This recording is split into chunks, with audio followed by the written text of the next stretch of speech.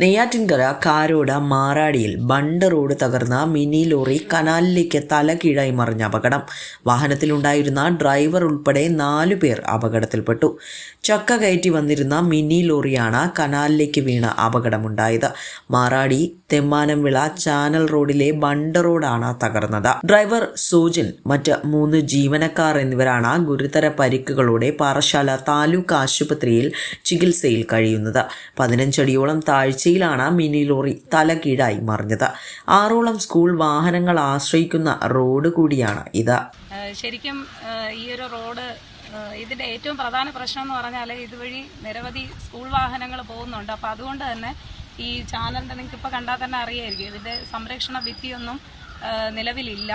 അപ്പോൾ അത് മാത്രമല്ല, ചാനലിൻ്റെ പകുതി വരെ ഇറിഗേഷൻ്റെ ഒരു ചരിവ് പോലത്തെ കെട്ട് മാത്രമേ ഉള്ളൂ. അപ്പോൾ അതിൻ്റെ മേളിലോട്ട് യാതൊരു രീതിയിലുള്ള ബണ്ട് സംവിധാനങ്ങളൊന്നും ബലവത്തായിട്ട് ഇവിടെ ഇല്ല. അപ്പോൾ അതുകൊണ്ട് തന്നെ സ്കൂൾ വാഹനങ്ങൾ ഇതിപ്പോൾ ഒരു തവണയല്ല, നിരവധി തവണ വാഹനങ്ങൾ മറിഞ്ഞ് ഒരുപാട് അപകടങ്ങൾ സംഭവിച്ചിട്ടുണ്ട്.